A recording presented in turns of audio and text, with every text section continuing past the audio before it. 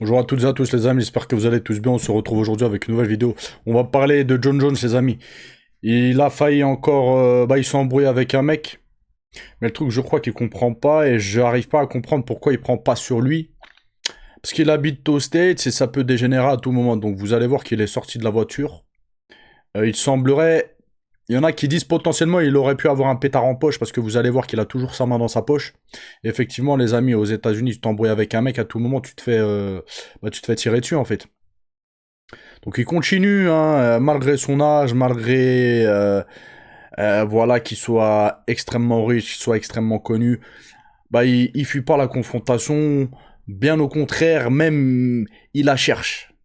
Voilà, il cherche, etc. Et il faut quoi qu'un jour il y ait un accident. Imagine là, imaginez, il sort, bam, il y a un mec il a peur ou il est sous, il est sous stupéfiant ou sous truc. Il sort un pétard, il lui tire dessus, etc., etc. Non, c'est pas ce que John Jones a fait, c'est pas responsable, d'accord.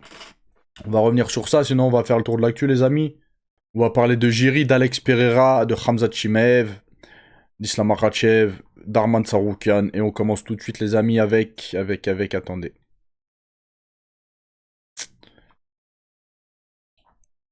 On commence tout de suite avec Alex Pereira, il redevient actif sur les réseaux sociaux, il ne l'était plus hein, pendant un moment, et voilà, il filme son quotidien, très souvent Alex Pereira, etc. Et là, voilà, il doit combattre Cyril Gane, donc il filme beaucoup son quotidien et les entraînements qu'il fait.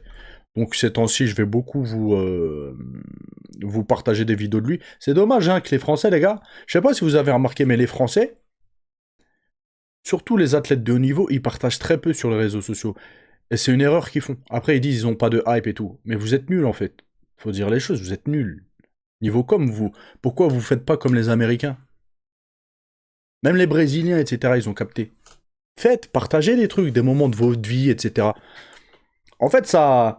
Quand tu partages un simple moment de ta vie, tu vas au resto, tu fais une petite vidéo de 30 secondes, une minute, tu parles avec ceux qui te suivent, etc., qui t'apprécient, ça crée un lien. Qu'on le veuille ou pas, ça crée un lien. Les gens peuvent s'attacher à toi, à force de te voir, à force de voir ta mentalité, etc. Et c'est vrai que j'ai l'impression que les Français, soit ils sont gens foutistes, soit ils n'ont pas capté comment ça marche, en fait, les réseaux sociaux. Pourquoi on a des streamers? Je vais prendre l'exemple des streamers, que ce soit sur Twitch, etc. Il y en a, ils gagnent des centaines de... Pas des centaines, des milliers d'euros. Des 40 000, 50 000 euros, par exemple, d'abonnements par mois. Je vais prendre des gros streamers, hein, les plus gros streamers français. C'est pourquoi? C'est parce que les gens, à force de te voir, ils t'apprécient, tu fais partie... C'est comme si tu es leur pote, ou tu fais partie de leur famille. Ils t'apprécient, et pour le faire ressentir, en fait, pour le prouver, ils font des dons, ils font des abonnements, etc., etc. Ils te suivent, quoi. Ils te soutiennent. Voilà, c'est le terme. Ils te soutiennent. Et les Français, ils passent à côté de ça. De temps en temps, ils font une vidéo YouTube où ils vont faire une interview. Soyez plus actifs sur les réseaux sociaux. On vous demande pas de montrer votre femme et vos enfants, etc. Non, bien évidemment, c'est pas de la télé-réalité. On ne vous demande pas de devenir influenceur. Mais un minimum. On est en 2026. On n'est plus en 2000 ou en 90. Voilà, il y a les réseaux sociaux et... Regardez, on va prendre l'exemple d'Arman Saroukian. Il y a 6 mois, personne ne parlait de lui. Il y a 6 mois, il était inconnu, les gars.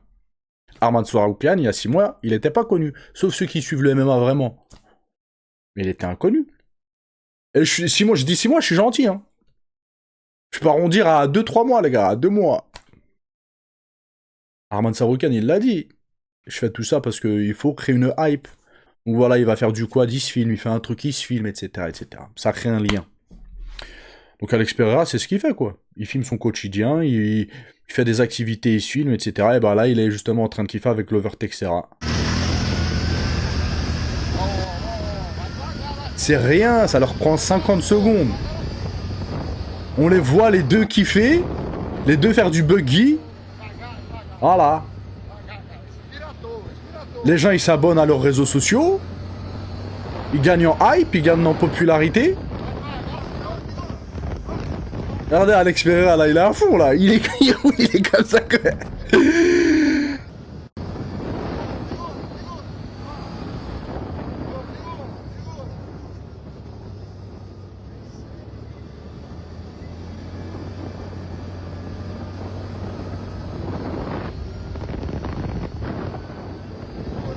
Je sais pas où ils sont, au Brésil ou je sais pas. En tout cas, c'est beau, hein. Ils bombardent. On continue avec Khamzat Chimaev. L'entraînement continue. Les gars, tous ceux qui se sont entraînés avec Khamzat Chimaev, même des athlètes de haut niveau, à l'UFC, etc., ils ont dit qu'à l'entraînement, en fait, c'est chaud comment ils s'entraînent. L'intensité qu'ils mettent dans ces entraînements, c'est violent. On continue, les amis, avec Arman Saroukian, regardez. Lui, tout ce qu'il fait, il le filme. Voilà. Même c'est trop, des fois.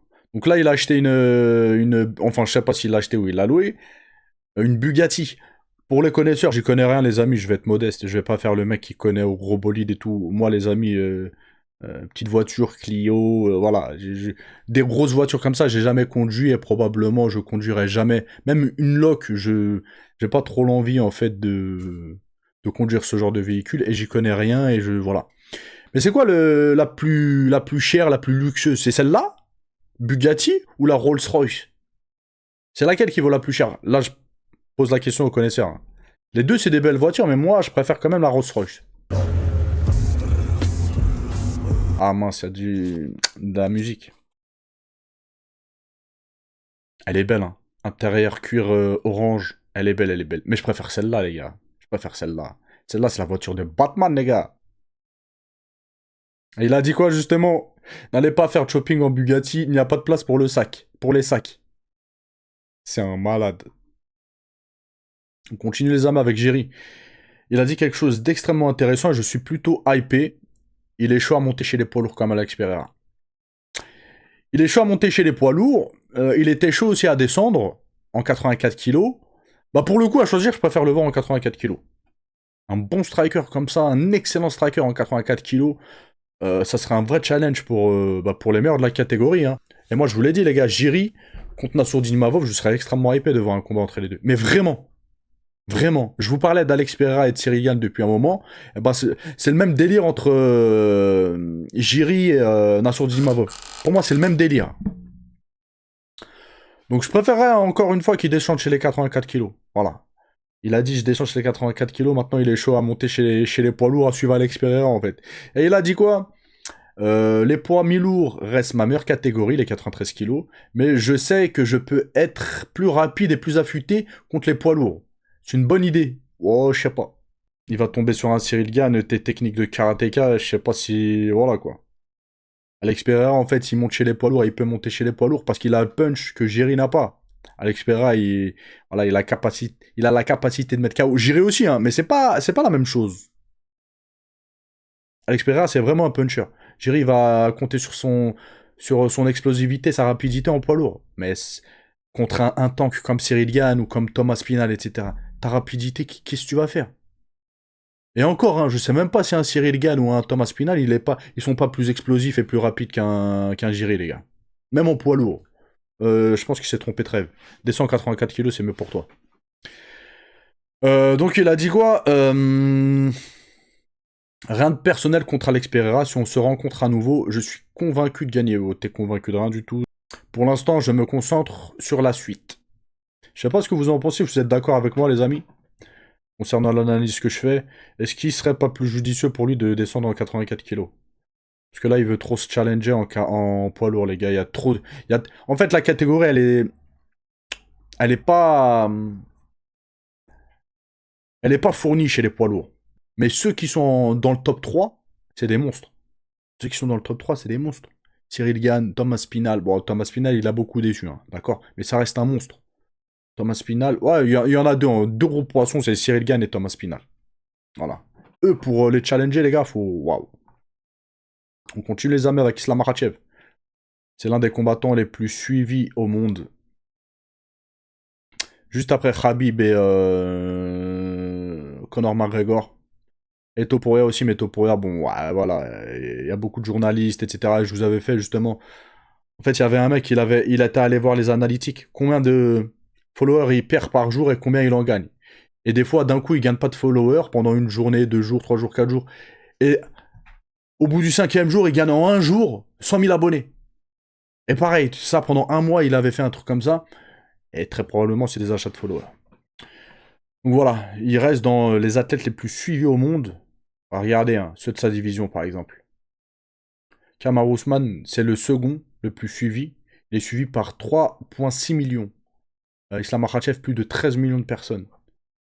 C'est énorme. C'est vraiment énorme.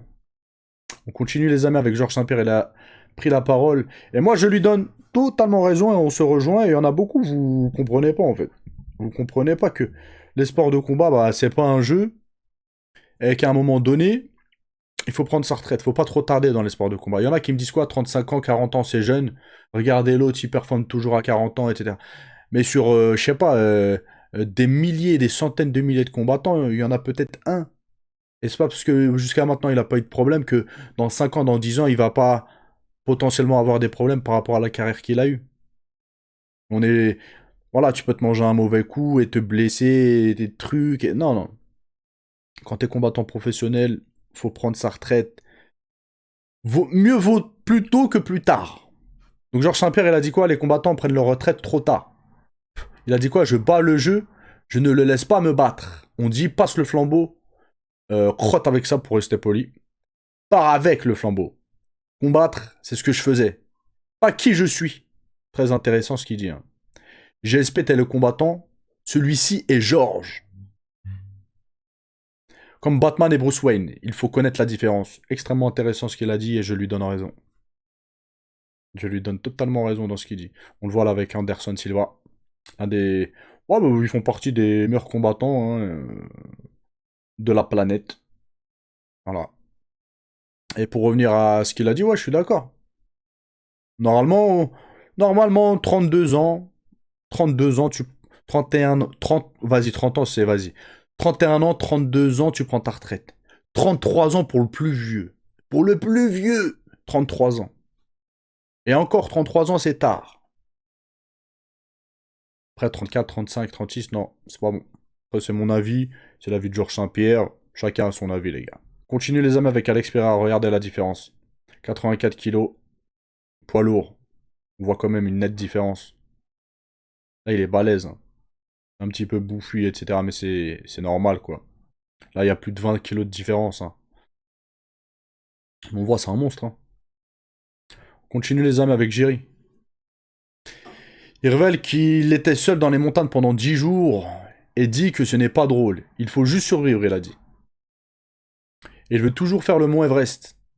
Le mont Everest, les amis, c'est pas cette montagne-là que Inox il a fait, Inox Tag. Je crois que c'est celle-là, non? Je suis allé à la montagne le plus longtemps que j'y étais, c'était une semaine et demie. Ce n'est pas drôle, il faut juste survivre. Parfois, vous réalisez que vous êtes dans des situations vraiment mauvaises. Arman, il a dit quoi? Ne fais pas le mont Everest. Enfin, le mont Everest, c'est vrai, hein, c'est quand même assez dangereux. On l'a vu hein, dans la vidéo d'Inox, par exemple, et même c'est connu. Il y a beaucoup de personnes qui meurent, en fait, pendant l'ascension. Et en fait, c'est tellement haut que les secours ne peuvent même pas venir récupérer ton corps, en fait. Il y a des cadavres. C'est-à-dire, tu marches dans la montagne, tu vois un cadavre qui est mort là, etc. Un autre là, un autre là, un autre là. Ils peuvent même pas aller les récupérer tellement que c'est haut. Après, bon. Ça reste un athlète de haut niveau, Jiri. Je pense pas qu'Arman Saroukan, voilà, qui lui dise ouais, n'y va pas. Si lui dans sa tête. En plus, il est dans un délire bizarre, Jiri. Il est dans un délire bizarre. S'il se dit ouais, il faut que je le fasse, très probablement un jour il va le faire. Voilà. En parlant de Jiri, regardez ce qu'il a fait. Il continue avec ses entraînements bizarres. Je, je vous avais déjà fait part de ses entraînements, mais il continue. Mince, attendez. Hop. Et ça, je crois, c'est dangereux carrément. En fait, il respire pas. Il se bouche les narines et il ferme sa bouche et il sprint. Je sais pas si c'est vraiment bon pour le corps et si ça marche. Je ne sais pas.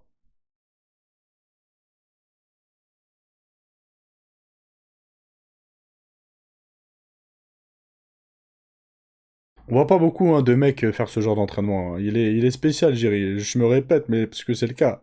Et on continue et termine les amis avec John Jones. Donc il a été impliqué dans un incident majeur, excusez-moi, lors d'une conduite près du central machin, frôlant à plusieurs reprises un autre véhicule. Après l'incident, il a été confirmé que John Jones était le conducteur.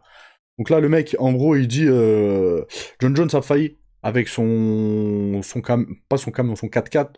Il a failli foncer à plusieurs reprises dans le mec. Et le mec, à un moment donné, je crois, il lui fait un doigt. D'accord? Ça s'embrouille en voiture. Mais il semblerait que John Jones a suivi le mec. Il a suivi le mec sur un parking, il s'est arrêté, il est descendu avec la main dans sa poche. Donc les gars, ils vont pas faire un Shifumi. Si tu laisses ta main dans ta poche comme ça, c'est très probablement que t'es équipé. Et sur le stage, John Jones, il s'est dit quoi? Ça se trouve, je vais sortir et un mec, je sais pas. En fait, il sait pas à qui il a affaire dans la voiture. Donc faut que lui aussi il soit après champion du UFC ou pas. Tu sors de ta voiture et t'as affaire à un ouf, il sort son outil, il te tire dessus. Mais on voit qu'en fait, John Jones, il joue trop. Reste tranquille, frère, reste tranquille. Surtout si t'as tort. Donc on regarde la vidéo, regardez. Vous voyez, ils font la remarque qu'il a un truc dans sa poche. Il y en a qui disent quoi? Ils ont fait un dessin d'un piou-piou. Albuquerque Enum, dude in a black Ford SVT. Là, c'est une IA qui parle, mais après, on va voir la vidéo. Lane almost hits my Nissan One.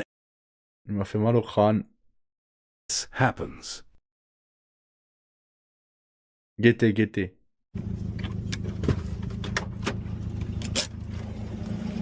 What, bro? Trying to get into? Regardez sa main dans la poche. You're almost fucked, bro.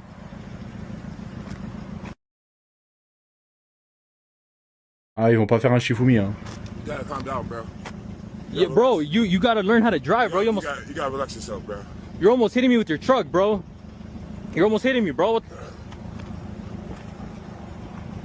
Comment il est froid. Comment il est froid, guettez comment il arrive. Je pense que ça doit être un mec dangereux quand même, John Jones. À tout moment, il peut faire une dinguerie. Voilà, là, il est encore plus ou moins actif, etc. Ah là, on parle de lui et tout, machin, machin. Mais dans 5 ans, dans 10 ans, quand on parlera plus de lui. S'il a toujours ce genre de comportement, à tout moment, il peut faire une dinguerie, les gars. Bro. Il est sombre. Guettez, guettez. On a l'habitude de voir John Jones sourire, hein, machin, mais c'est rare de le voir comme ça. You gotta calm down, bro. Soit un jour, il peut potentiellement faire une dinguerie, soit il peut lui arriver une dinguerie. Vous avez capté, c'est pour ça, tu restes pas tranquille. Qu'est-ce que t'en as à faire? Les États-Unis, en plus, les routes, elles sont énormes. Comment vous vous embrouillez sur une route? C'est pas comme nous en France, on a des petites routes des fois et tout. Que vous voyez dans des petits villages, des trucs, machin. Les États-Unis, c'est énorme. Je crois qu'il habite dans le désert, là, en plus. Comment ça s'appelle? C'est pas... Bref, vous avez capté. Des grandes étendues, des grandes rues, des grands trucs. Non, il déconne, John Jones. Donc attendez, je vais essayer de voir les commentaires des gens. Pour voir ce qu'ils en pensent. Je vais pas regarder les commentaires. Mais ça m'intéresse, en fait.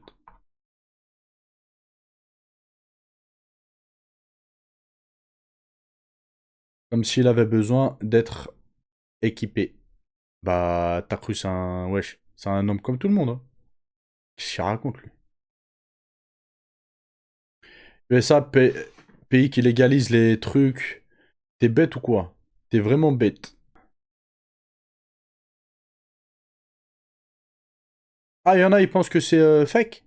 Coup monté, John aurait été plus violent. 1, 2, 3, action. Ça pue le fake, mais pourquoi ça...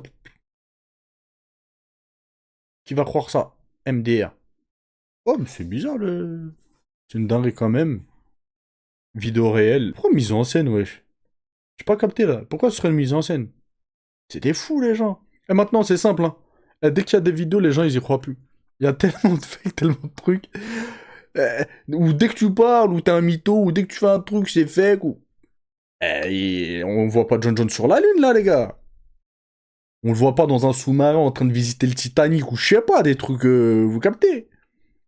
On le voit être filmé et s'embrouiller avec un mec.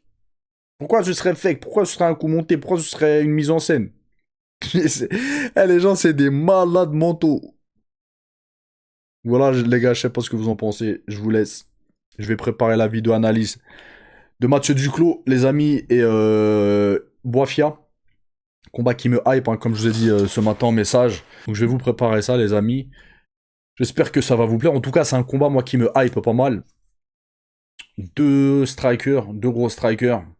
Ce matin, j'ai laissé un message, j'ai dit, ouais, il y a 2 gros strikers. Et il y en a qui me disent, ouais, Mathieu, il est tout naze, c'est un mauvais striker et tout. Les gars, tout est relatif. Mathieu est bon à son niveau.